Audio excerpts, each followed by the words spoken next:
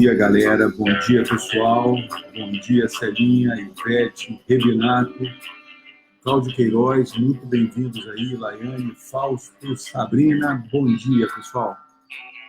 Vamos começar uma aula hoje muito legal. Falei para uma galera que era imperdível, porque de fato é.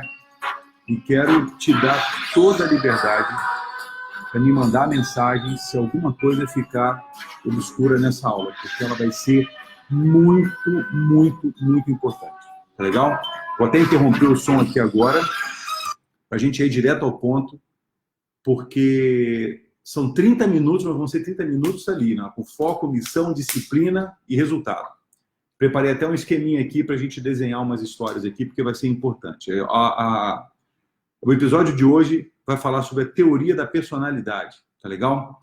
Isso é de extrema importância para entender como é que você é, como é que você se tornou quem você se tornou, e vai te dar a chance de você melhorar e procurar se tornar quem você quer se tornar. A gente trabalhou. No primeiro episódio, que foi geral, né? Eu dei uma explicação sobre o que é a jornada LEG. O segundo episódio, a gente falou das jornadas, das etapas evolutivas, né? Das eras evolutivas. Depois a gente falou sobre o indivíduo e as instituições. E ontem a gente falou sobre liderança. E o que a gente vai conversar hoje é a formação da personalidade humana. É claro que essa é uma das diversas teorias disponíveis, tá? Tem várias teorias da personalidade, da formação da personalidade. Essa é uma que eu acredito, com a qual eu trabalho, e quero compartilhar lá com você. E fica muito à vontade para você fazer perguntas. Eu vou ficar atento, eu vou ficar um pouquinho mais agitado hoje, porque eu vou ter que desenhar uma situação aqui. Mas faz a tua pergunta, e se você não tiver à vontade para fazer pergunta durante a live, você me manda depois, tá?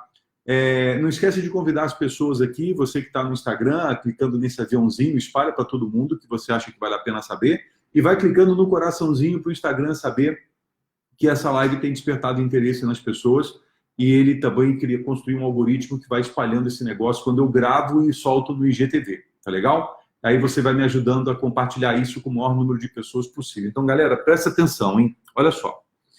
É o seguinte, todos nós, quando nascemos, nós nascemos predominantemente envolvidos num ambiente de amor. Presta atenção nisso, tá? Amor. Por menor que seja esse amor, pela situação econômica, pela situação de vida dos pais, não importa. O que, na maioria das situações, nós, quando nascemos, fomos recebidos nesse ambiente que viemos viver com muito amor, né? Então, tudo que a criança fazia era uma gracinha. Tudo que a criança fazia era lindo. Ela soltava um pum, ai, que coisa linda. Ela fazia cocô na calça, ai, que maravilha. Então, veja, o amor, ele era praticado de uma maneira que a gente chama de incondicional. O amor era incondicional. A criança fazia qualquer coisa e os pais e as pessoas ao redor reforçavam aquele comportamento, e a criança, obviamente, desprovida de um conjunto de elementos para fazer discernimento e julgamento, vivia basicamente no instinto dela, né? O instinto de sobrevivência, no instinto de matar sua fome e de saciar suas necessidades fisiológicas. Então, tudo era permitido. E a criança, nesse momento, já começa a aprender, não pela razão, mas sim pela emoção. Ou seja, o neocórtex está longe de estar pronto, e o sistema límbico, junto com o reptiliano, já está ali funcionando desde o primeiro momento. Se liga nisso, tá legal? Bom, aí o que acontece? A criança vivendo num ambiente de amor, em algum momento dessa história, vou até mudar a cor aqui, ó. Em algum momento dessa história, depois, se você quiser, eu tiro uma foto disso e mando para você, ou posto em algum lugar, tá? Em algum momento dessa história, a criança vai ter a sua primeira experiência de dor, tá? Como é que isso acontece? Acontece da seguinte maneira. A criança está fazendo as coisas dela, enquanto ela vai fazendo a sua trajetória, e lá pelas tantas ela faz alguma coisa, ela bate na colher da sopa, ela derruba um copo, ela estraga alguma coisa, e os pais ou as pessoas que estão ali ao seu redor por uma inabilidade, talvez por um desconhecimento da forma, e eu falo aqui, né, infelizmente não fugir a essa regra, vai lá e dá uma bronca na criança. Não pode bater na colher da sopa, né? Aí a criança que não tem discernimento, não tem julgamento, não tem capacidade de fazer conexões e distinções de certo e errado, ela leva um susto. Ela leva um susto e ela percebe nesse momento a sensação que é de sentir uma dor pela crítica, uma dor pela negação, uma dor pela rejeição, uma dor que printa nela uma emoção, uma sensação que vem de uma emoção. Como ela não tem aparelho de julgamento ou de discernimento, ela não consegue distinguir o sentimento. O sentimento é uma parte da emoção que a gente interpreta. Mas a emoção está lá. E toda a experiência humana, do 0 aos 7 anos, basicamente, ela é aprendida predominantemente em caráter emocional. Então, as emoções têm um papel fundamental na nossa formação. Então, ela está vivendo entre o amor e a dor. O amor e a dor. Aí, olha que coisa impressionante. Aí a criança... E aí começa a história de aprendermos a fugir da dor. É aí que a gente começa a aprender a fugir da dor, que dá origem às pessoas saberem o que não querem, o que não podem. Isso eu não quero, mas não dá origem ao que as pessoas querem para suas vidas. É muito mais fácil a pessoa saber o que não quer do que o que ela quer. É muito mais fácil fugir da dor do que buscar o amor. Então, nesse momento, a criança vai criar sistemáticas e estratégias para fugir dessa dor. Tá? E aí, o que ela faz? Ela começa a criar comportamentos para fugir dessa dor. Vou dar um exemplo. Imagina o seguinte, você é uma criança, e talvez aqui a gente tenha pessoas que já tenham vivido essa experiência com seus filhos, né? Você lá, a criança está ali curiosa, inovadora, não tem uma voz no ouvido dela falando você não pode, você não consegue, você vai se machucar, você vai se ferrar. Não tem essa voz lá. Nós, adultos, é que implantamos essa voz dentro da cabeça das crianças. Aí a criança está lá engatinhando, né? Ou está lá dando seus primeiros passos, e ela vai se aproximando de uma tomada. E a consciência dela só quer saber de aprender, ela só quer explorar o ambiente, ela quer conhecer. Aí um pai ou uma mãe ou alguém da família chega e fala, não pode fazer isso. Aí, pum, ela sente a dor, né? Então ela já conecta aquela ação com aquela dor. Então ela tende a tomar um susto, é uma reação emocional, instintiva até. Aí lá pelas tantas, quando ela percebe que o pai ou a mãe não estão perto, ela vai de novo em direção à tomada. Quando ela vê que o pai e a mãe voltam, ela vai e finge que não estava indo para a tomada. Esse exemplo faz sentido para você? Né? Você deve conhecer até adultos que fazem isso. Né? Crianças na escola, né, que estão fazendo bagunça, quando o professor entra, fica todo mundo quietinho lá. Essa é a origem da personalidade. Então, se liga nesse conceito, pessoal. Personalidade.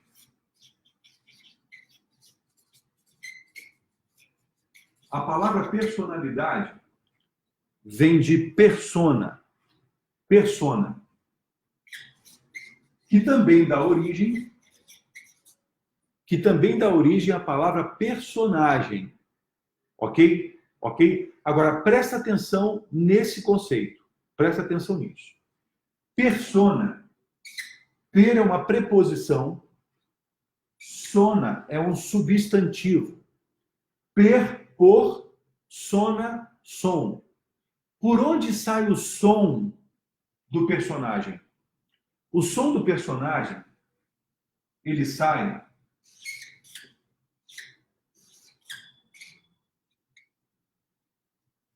por uma máscara. É isso aí, galera. O som do personagem sai por uma máscara. Então a criança coloca uma máscara para fugir da dor. A máscara da personalidade.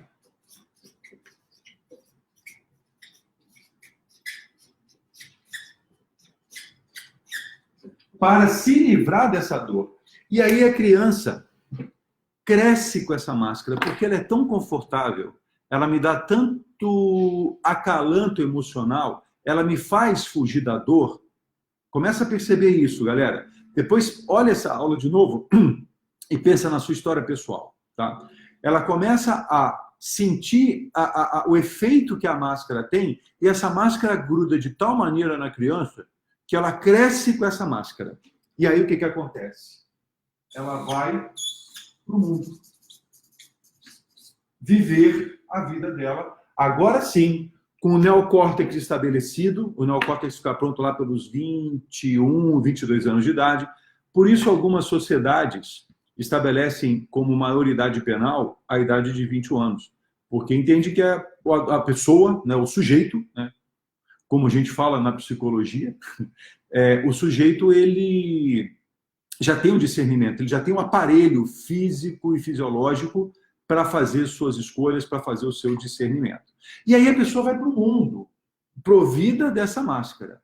Então ela construiu a máscara, por exemplo, do erudito, né? O cara inteligente, o cara que lê obras, o cara que demonstra conhecimento, por alguma razão qualquer que lá atrás o irmão poderia sacanear ele, a irmã poderia sacanear ele, o pai poderia deixar ele de lado, porque ele era talvez o segundo, terceiro ou quarto filho. E são coisas que o irmão, a irmã, o pai ou a mãe não queriam fazer. Acredita em mim, turma. Pai e mãe fazem o melhor que podem fazer. Isso é bom para você, é bom para mim, porque nos tira alguma sensação de culpa, coisa com a qual ninguém nasce com a culpa, a gente aprende esse negócio. Então, na hora que eu aprendi essa teoria, na hora que eu conheci esse negócio, na hora que eu aprendi esse negócio, na hora que eu fui viver essa experiência, eu vivi essa experiência com muita intensidade, eu comecei a me perdoar de um monte de coisas erradas que eu fiz. Julgamentos que eu fiz da minha mãe, julgamentos que eu fiz do meu pai, julgamentos que eu fiz de pessoas com as quais eu convivi, a mãe das minhas filhas, por exemplo, até mesmo julgamentos que eu fiz sobre minhas próprias filhas. E nesse momento eu começo a resgatar, a me aproximar mais de mim mesmo, que é o que eu chamo de autenticidade. Autenticidade não é você ser uma pessoa diferente de todo mundo. Foi assim nos anos 80. Hoje, a autenticidade é a sua capacidade de ser mais parecido com você mesmo, mas com a sua essência, não com a sua máscara. Então, galera, tem uma turma rodando por aí nesse mundo pós-verdade, né? Um mundo onde os fatos já não são mais tão importantes, mas as opiniões são mais importantes. E acredita em mim, o mundo não muda pela tua opinião. O mundo muda pelos teus atos, pelos teus comportamentos. Nesse mundo da pós-verdade, as pessoas vivem cheias de máscaras, né? Cheias de máscaras. Você vai, por exemplo, rodar no Twitter um pouquinho, cara, aquilo é uma faixa de Gaza, as pessoas só se ofendem, as pessoas só se agridem, e todos ali querem lacrar, né? O verbo do momento, que é uma idiotice e talvez um dos baluartes desse negócio chamado máscara aqui.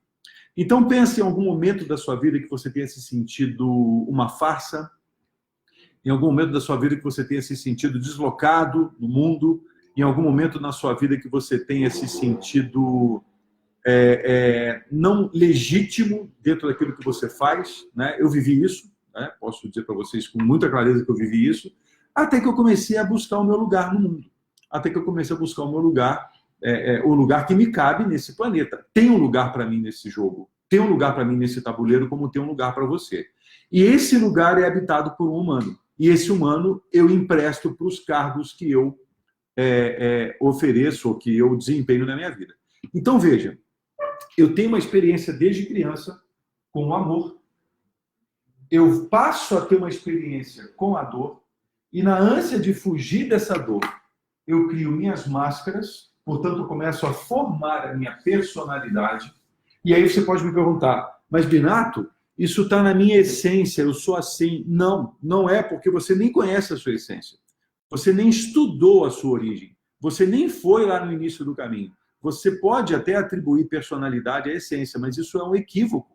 É um equívoco que, inclusive, te impede de melhorar e de tornar alguém melhor, de se tornar quem você, de fato, quer ser. Então, personalidade, de certa forma, é um conjunto de características que eu utilizo para sobreviver, para fugir da dor. É como se eu estivesse usando um uniforme para esconder a minha identidade real e manter a minha identidade secreta para eu poder viver no mundo e com isso me proteger do mal. Mas esse é o maior dos males que eu posso fazer por mim. é exatamente o momento que eu me afasto da minha essência, que eu me afasto do meu eu. Vou colocar um conceito aqui interessante que é legal, tá? Eu tenho um eu real, um eu autêntico, e esse eu autêntico é a minha conexão com o meu eu superior. O meu eu superior é aquele que me conecta com aquilo que é onipresente, onipotente, que eu chamo de Deus, e que alguns chamam de energia cósmica, alguns chamam de universo, alguns chamam de Buda. Não importa o nome, o que importa é que você tenha essa conexão com algo maior. Então, esse meu eu superior, que procura trabalhar com o melhor da minha consciência, está aportado no eu real, que eu trago comigo quando eu venho à Terra.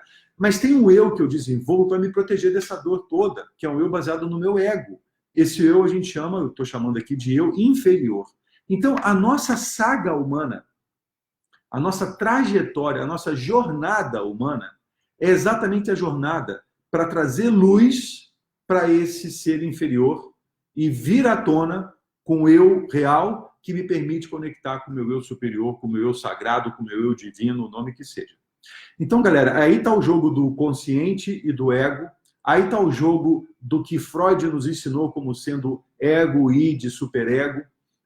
Tem várias formas de explicar essa questão, mas essa é uma das que eu acho mais legais, primeiro porque toca no meu coração, me faz sentir essa questão de maneira real, e segundo porque do meu coração vem para a minha cabeça, eu entendo esse negócio, e aí eu começo a praticar essa coisa. Então, veja, na hora que eu começo a me dar conta que eu tenho uma máscara, e eu me dou conta porque eu já não sinto paz interior, eu já não sinto alegria profunda pela vida, eu já começo a me perceber reclamando de todo mundo, eu começo a me colocar no papel da vítima e que todo mundo é o culpado, há sinais de que há uma personalidade doente e tóxica tomando conta de mim. E eu estou com ela aí rodando pelo mundo, estou vivendo pelo mundo, como diretor de empresa, como ainda então naquela época marido de uma pessoa, como pai de 2 meninas, como professor de uma escola de negócios. Em todas elas havia um personagem. Só que o personagem não largava o ator. Saca isso? O personagem não largava o ator. O ator estava sempre vestido do personagem. Ou seja, a máscara estava sempre grudada na cara do ator. Então o ator não tinha momento para olhar para ele, porque o ator acreditava ser o personagem. É como se o herói acreditasse ser o herói e não tivesse nenhum conflito dessas duas identidades aí. Até que uma hora a fatura chega. Até que uma hora a conta vem e ela não é barata. E nessa hora, qual é o trabalho? E aí é que vem o grande barato dessa história. O trabalho é percebendo que eu já não sou mais feliz daquele jeito e eu não tenho nem ideia como é que eu construí esse negócio. Eu começo a sentir uma dor tremenda e eu quero, então, obviamente, fugir dessa dor. E aí eu vou querendo encontrar caminhos. Eu preciso encontrar um caminho para ser mais feliz. Aí vem aquela pergunta, né? Caminho para onde? Se você não tem um destino, como é que você quer um caminho? Se você não sabe para onde você vai, que estradas você vai poder pegar? Então a pessoa vai numa de tentativa e erro. E não tem nada de errado com isso, pessoal. Isso é a nossa sobrevivência, a nossa forma de reagir. E isso é diferente para 7 bilhões e meio de pessoas, né? Por isso que a ideia é que você comece a se perguntar como é que eu estou fazendo a minha trajetória. Eu, no caso, você. Eu sei como eu estou fazendo a minha. Como é que você está fazendo a sua trajetória? E aí você começa, então, a construir a sua jornada. Isso que o Joseph Campbell chamou de a jornada do herói. Eu sei que eu não previ esse tema na nossa jornada LEG, que vai até dia 26 de junho. Mas eu vou colocar isso porque eu estou com muita vontade de continuar essa jornada depois do dia 26 de junho também. Então a gente começa a nossa jornada do herói de si mesmo, né? E nesse momento a gente começa a dizer o seguinte, cara, eu não quero mais viver isso.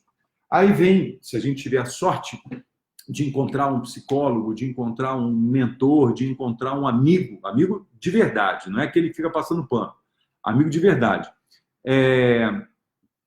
que nos ajude a encontrar o caminho, e aí na jornada do herói a gente chama isso de aliados. A gente vai começar uma jornada bacana. E que jornada é essa? Uma jornada de volta para casa. Uma jornada de reencontro com o amor. Uma jornada de reencontro com a sua essência. Só que agora, adulto, com consciência, com capacidade de discernimento. E aí, galera, eu posso te garantir, é uma jornada espetacular, espetacular.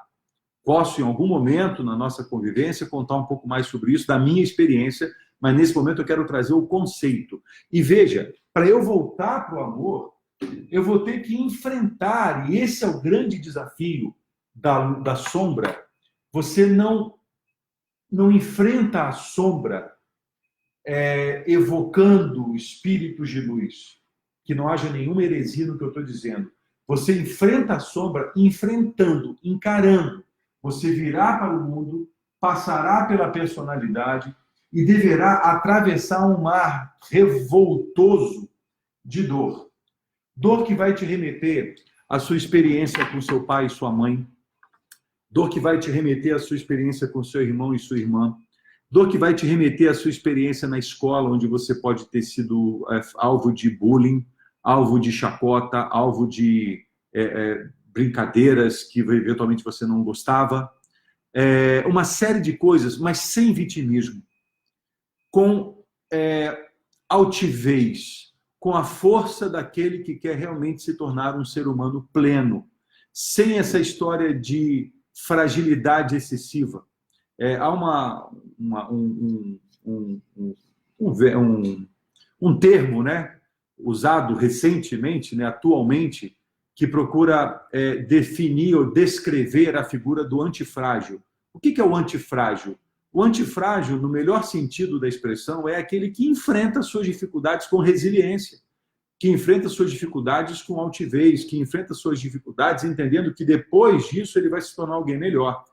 E é o contrário do frágil. O frágil é aquele que se vitimiza por tudo, o frágil é aquele que se coloca sempre como a vítima, portanto, todo o mundo é culpado, ele não tem culpa de nada, ele, inclusive, é um desgraçado, ele é um incompreendido.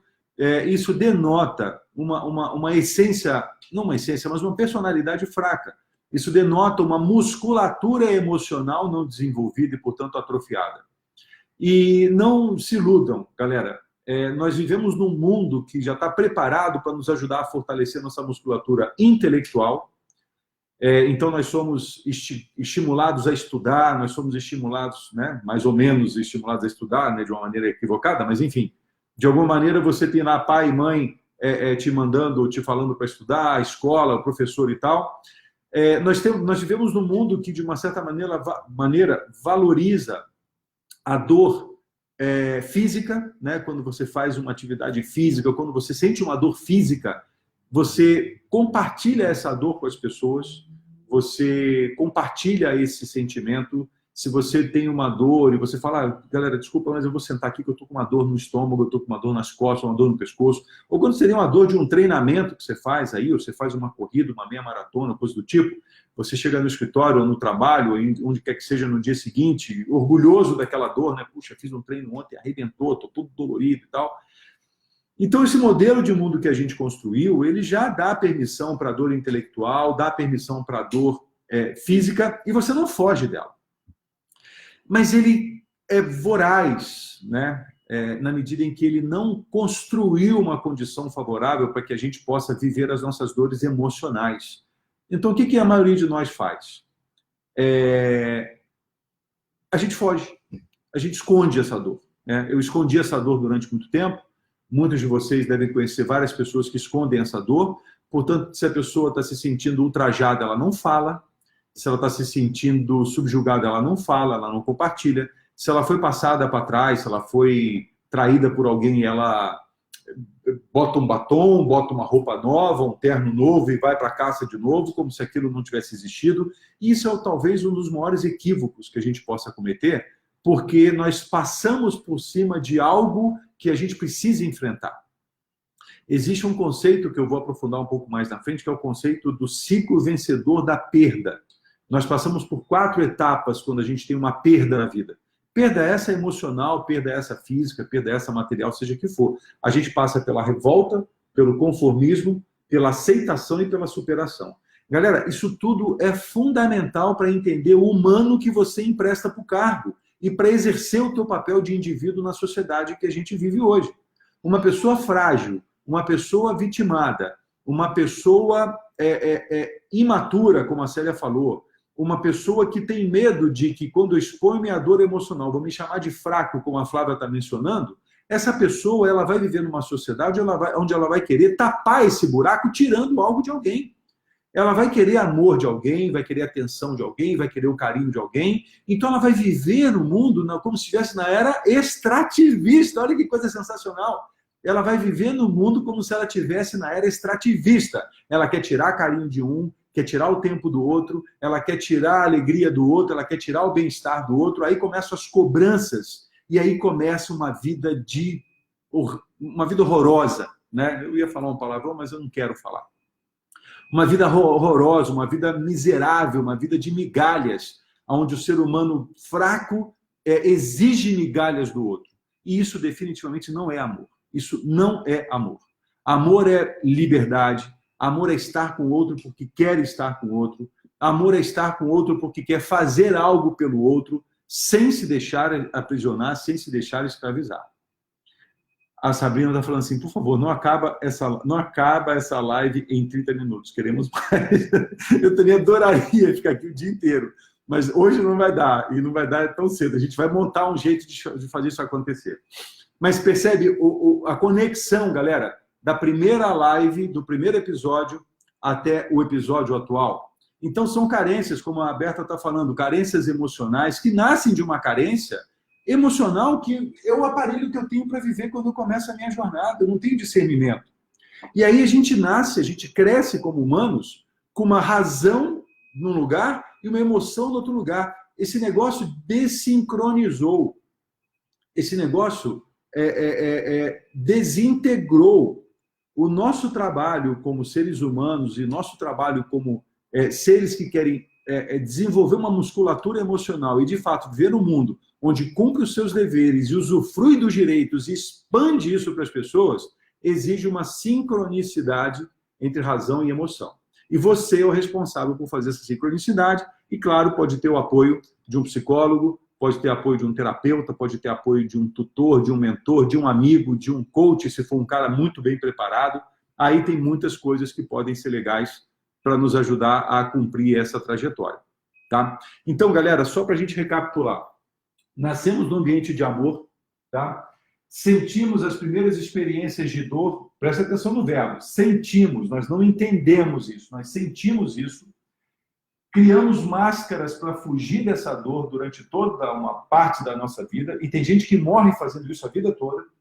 Aí vamos viver no mundo e lá encontramos uma condição adversa, porque essa condição de vida que eu construí para mim não me traz conforto emocional, não me traz uma alegria fidedigna, não me traz uma paz de espírito original. Então eu começo a construir, dado que eu comecei a construir minha personalidade, comecei a colocar minhas máscaras, eu começo a construir um caminho de volta para casa. Essa expressão não é uma expressão estranha, é uma expressão que está presente no espiritismo, em algumas linhas do catolicismo. A religião tem um papel fundamental nesse retorno, quando ela está conectada com a espiritualidade, não como ferramenta de manobra, mas como instrumento de superação.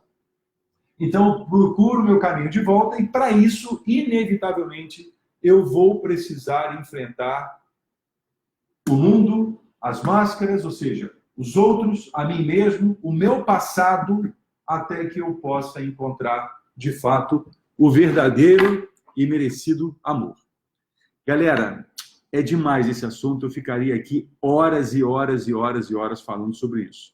Mas, infelizmente, não vai dar. Mas amanhã eu prometo voltar. Amanhã é sábado? Não, amanhã é sábado. Amanhã não tem live.